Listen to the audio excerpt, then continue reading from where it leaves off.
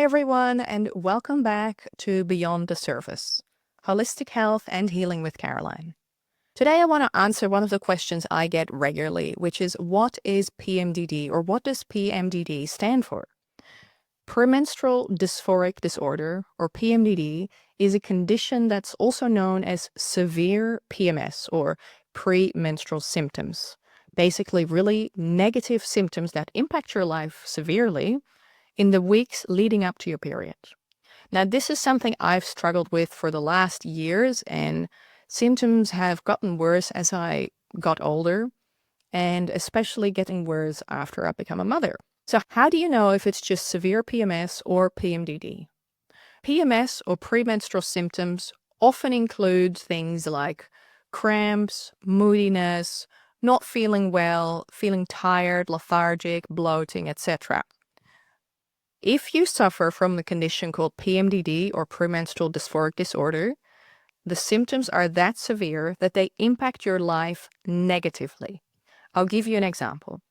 When I struggled with the severe symptoms, I would be super depressed for almost 2 weeks of the month leading up to my period. My eyes would get really puffy, like my eyelids would be puffy, and it would almost feel as if like I would want to cry because I was emotionally so up and down. It was like a roller coaster. But even if I tried to cry and tried to release the tears and the tension, the tears just wouldn't come. I just felt really swollen, and I've heard other women say as well they experience swelling in the hands, the feet, the ankles, and just overall a feeling of not feeling well. On top of that, I struggled with nausea and emotionally super withdrawn. I would not want to interact with anyone. I didn't want to answer my phone. I wouldn't get back to messages that people would send me. I would be a recluse, and I just wanted to live under a rock for 2 weeks of the month. Now, this got so severe that I decided to take action. My intuition led me to go down the path of holistic healing because, to me, the pharmaceutical path just didn't work for me.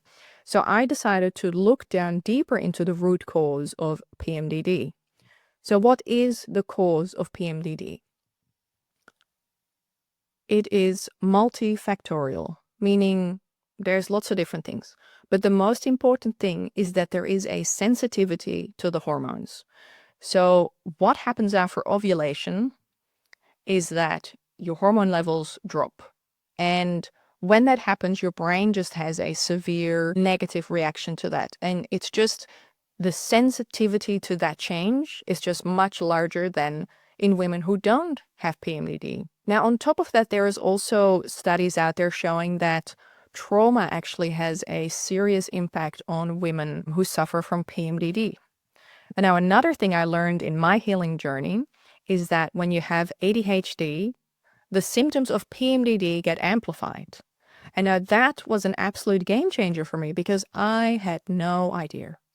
I did know for years that I suffered with PMDD, but it was only last year that I learned I have ADHD. I self-diagnosed after reading a couple of books, and especially after reading Scattered Minds by Dr. Gabor Mate, which is an absolute brilliant read. And I was just so pleased to learn that these conditions exist, but that they also amplify the symptoms of each other. And the reason I'm glad that these conditions exist is what I mean with that is that they are officially recognized in the DSM-5, which is the Medical Diagnostics Manual for Mental Health. So that means it is actually an officially medically recognized condition, both ADHD and PMDD, which is fantastic because that means there are official treatment plans available. But as I mentioned, the medical path for me wasn't the exact route I chose. Instead, I chose to look at natural healing and root cause healing. So further down the track, the best thing I ever did was do a DNA test. So I did 3 different DNA tests with a company called Nordic Labs or DNA Life. They are available worldwide. If you are interested in doing a DNA test, you can do them with our company. Send a message down below and I'll send you more information, or go to the website carolinebaker.com. There's a tab called DNA testing and you can learn more about that. Do a DNA test. The test is very simple. It's done with a blood prick. So they prick a little spot on your finger and you put your blood on a little card. Then you send it off to the lab. Comes back in 4 to 6 weeks, sometimes much quicker depending on the test you do. And the test comes with a really good report that gives you loads of information. But the thing is, you need someone to interpret that information. So anyway, to get back to the tests that I did 3 DNA tests. One of them was a DNA core, looking at all the areas in your life, such as nutrition, vitamins, minerals, whether you're a sweet tooth, whether you have any issues with oxidative stress or inflammation.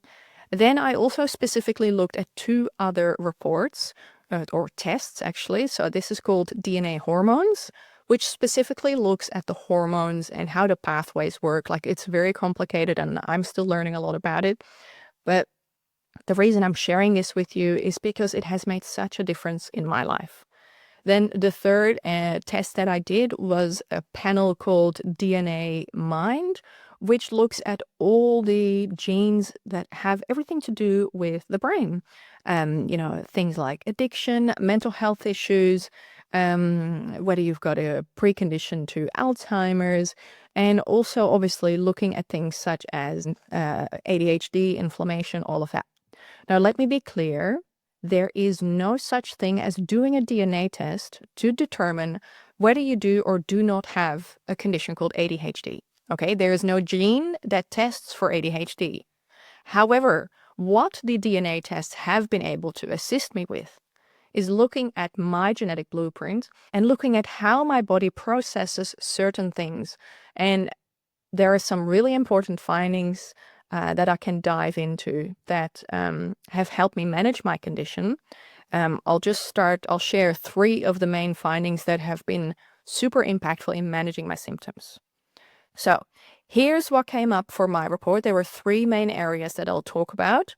One of them is inflammation. The second one is the MTHFR gene variation. And the third one is estrogen detoxification. So first of all, let's talk about inflammation. So one of the things I needed to address in my body was inflammation. What I did was supplementing my body accordingly. All I started to do was taking 3 to 6 grams of fish oils every day with the right amount of EPA and DHA, which is an ingredient in the omega-3 oil. Since I started taking that, I have noticed a big difference. Not only in mental clarity, but especially in the puffiness around my eyes. Like, I could guarantee you the second day after my ovulation, my eyes would just started getting puffy and I just feel really yuck and started to feel depressed.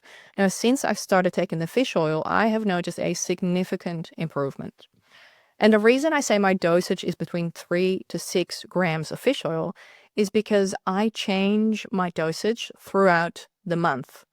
Because my body has different needs during the follicular phase, the luteal phase, and that's why I take a higher dosage leading up to that luteal phase, leading up to the period, because I feel my body really needs to work more with the inflammation. So then other strategies I do to address inflammation is looking at my environment. What else can I do to reduce inflammation, to reduce stress?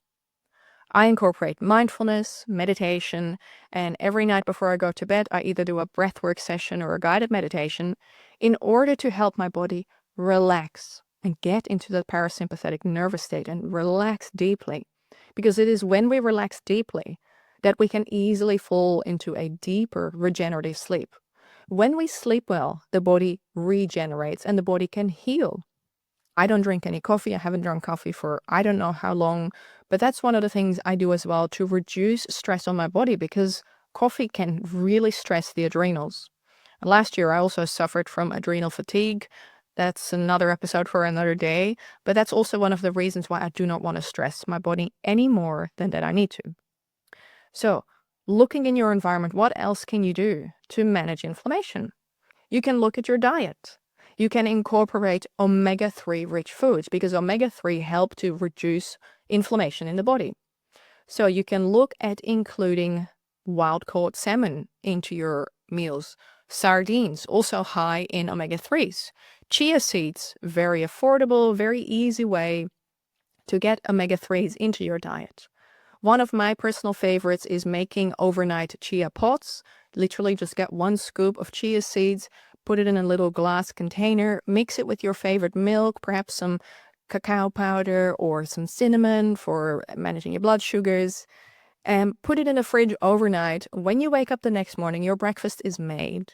It is a yummy, gooey, jelly-like, delicious breakfast that you can enjoy. I actually make it for my little 2.5-year-old as well. She enjoys it as well. But when you have that meal in the morning, you just know you are doing the right thing for your body, nurturing yourself from the inside out, and at the same time supporting your body's inflammation process by trying to reduce that as much as you can. So nutrition is one thing you can look at. Supplementation is one thing you can look at. Breathwork, mindfulness, meditation, and obviously you can look at doing cold therapy. You can do a cold shower in the morning. You can do ice baths to also help physically reduce that body's stress and help reduce inflammation. So that's the short and sweet about the first finding of inflammation in my body. Now, the second most important finding about my DNA report is the MTHFR gene variation. And it turns out that my body, and apparently it's quite common, it's been about 40% of people apparently, have this gene variation. What this means in your body, there's a process called methylation. This is a very important process in your body. And basically what it comes down to is that my body cannot process a normal vitamin B. So previously I was taking a multivitamin with a normal vitamin B, and my body just wasn't absorbing that. So as soon as I learned this, I switched to a supplement with a methylcobalamin, so a methylated version of vitamin B.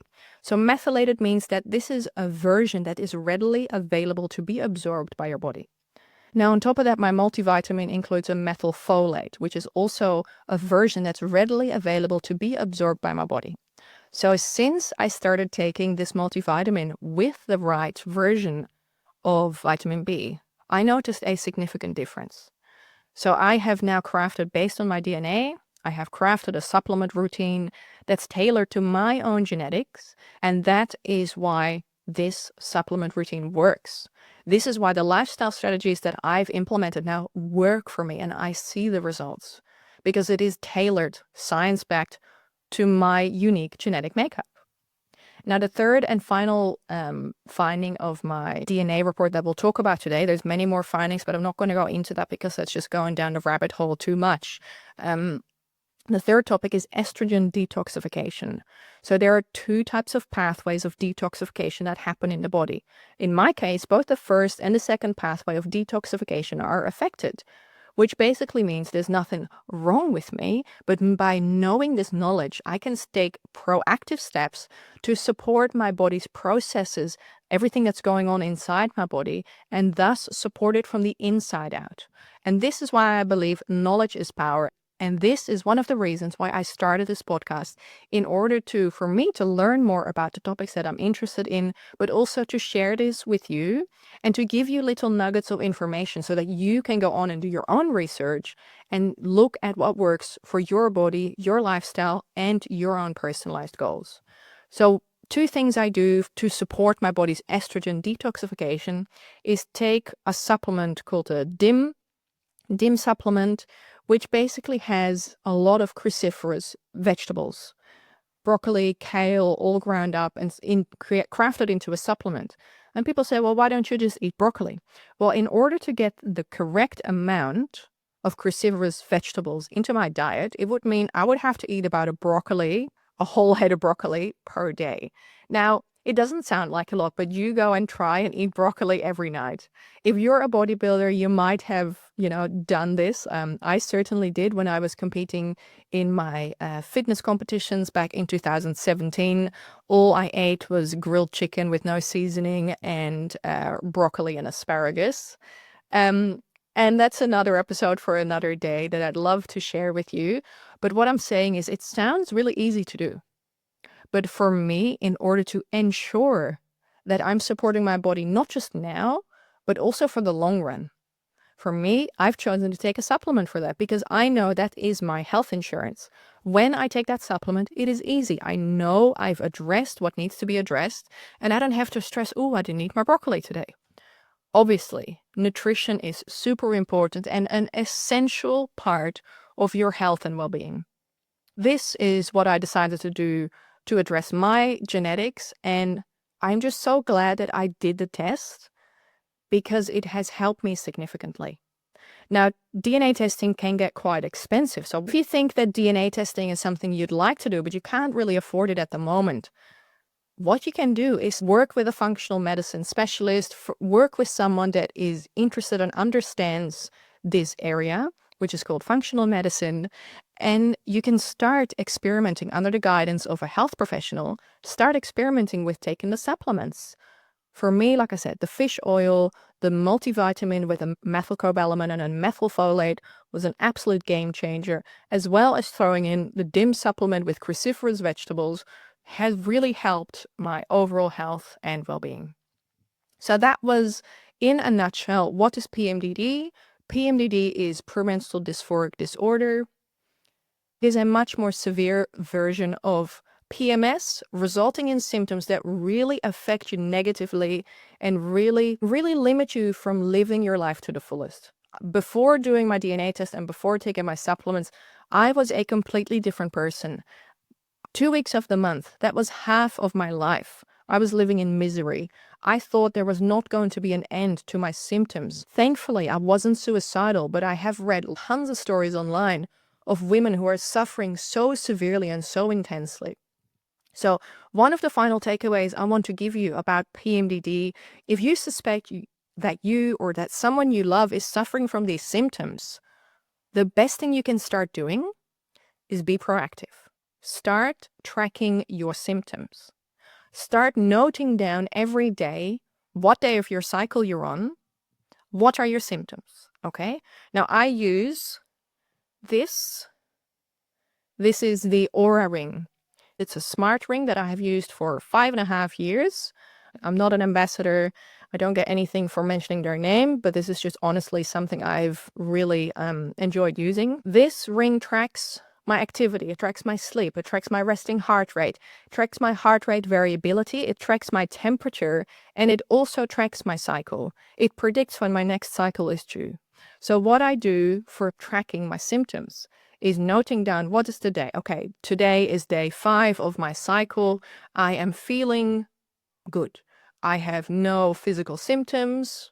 I'm in the follicular phase of my cycle. Okay, simply just noting down every day, not just the days when you feel bad, okay? Noting down every day for 3 months how you feel mentally, if there are any physical symptoms, if there were any triggers, or if there's anything else that you're not enjoying, for example, any foods or anything you've got an aversion to, or anything that's happening mentally for you that's affecting your life, your quality of life, anything that's affecting your relationships. Start writing down this data because knowledge, once again, is power. The more you know, you will start to recognize patterns. You might start to recognize that, hey, after ovulation, say after day 2 or 3 after my ovulation, I start to feel really depressed. I start to feel lethargic. I'm starting to feel like not myself. I'm starting to feel like a person I don't want to be. That's what it started with me, okay? I started tracking my symptoms and I started to learn and to recognize what was going on in our body. Because it is not until we start to pay attention to something that we learn what's going on. And knowledge is power. So do yourself a favor, start taking care of yourself. There is hope and things can be fixed. I know how desperate it feels when you are in that extremely depressed and negative state of PMDD. You really feel like there's no end to it, but let me guarantee you there is a way out. Now, I'm not a PMDD specialist. I'm simply sharing my story from the heart because I have suffered like many other women for years and years and years, and I didn't know what was going on. And this is why I started to dive deeper. This is why I recorded all my information in the book, The Healing Journey, which is available on Amazon everywhere around the world. In this, I share my journey, I share my story, I share my holistic healing strategies. So that was a brief conversation about what is PMDD, how can you holistically manage this, which is doing a DNA test, start supplementing correctly, focus on reducing inflammation, make sure you exercise as much as you can, start tracking your symptoms. And then lastly, one of the best ways that I've learned to manage my condition is cycle syncing. Cycle syncing basically means that you align your activities in your life, such as your work, your social appointments, your important meetings, your physical activity, and your nutrition to your cycle. So briefly early on, I spoke about how I change my supplementation according to my cycle. So during the follicular phase, the first week of my cycle, I have 2 to 3 grams of fish oil, generally 3. Then ovulation, I still have the same, but towards the end of ovulation, I will start increasing my fish oil to up to 6 grams sometimes, because I know the bad phase is coming. And the thing is, I now take my supplements religiously because I see them as a medication. It is so essential for me to take these supplements because I know I don't want to get down that negative spiral. I do not want to be where I have been, because it is an absolute horrid place to be, in that depressed, negative, isolated state. So cycle syncing, I will do another episode about that, but that basically means not booking your essential important meetings or appointments during the luteal phase. Basically trying to avoid the triggers in your luteal phase. One of the things I do is, my husband and I, we have a shared family calendar where we put in our appointments, and I literally put in when my period is due, but also when the luteal phase is coming. That way my husband knows when I'm short with him or when I'm rude, he knows it's not me, but it's PMDD. By cycle syncing your activities, you are taking proactive steps to manage your life and to make sure you do the best you can to look at yourself for self-care, and to not overbook yourself, to not overplan yourself, to not plan important meetings and activities during that luteal phase, because I know in my case, I just couldn't handle it. Also, with parenting can be extremely challenging when you're in that luteal phase, and I'm speaking from my own experience. Another reason I put that in the calendar is because I want to make sure I have enough help with my little one. So we make sure that, the husband takes a little bit of extra hours with her, and the nanny takes care of her during that time, because I know if I have too many things on, I just can't handle it. Another trigger that I learned from this journey is that during the luteal phase, I can only do one thing at a time. If I'm caring for my daughter, that's all I want to do. I want to care for my daughter, play with her, be there fully present. Not have my husband ask me, hey, can you do this? Can you do that for the business or that? No, I just can't do it. I know I can't handle it. I also know, for example, if I am planning new content or creating a shoot or anything, I know I need to plan that in the first 2 weeks of my cycle. Because if I plan it towards the end of my cycle during the luteal phase, I just know the output won't be as good compared to when I do it during the earlier phases. So anyway, that's the short and sweet about cycle syncing, something that has really helped me in managing my symptoms as well. So if any of this resonated with you, if you have any questions, please comment down below, message me, or you can check out the book, The Healing Journey. It's available for sale now. Thank you so much for sticking with me till the end. I hope this information has been useful, and I look forward to seeing you again next time.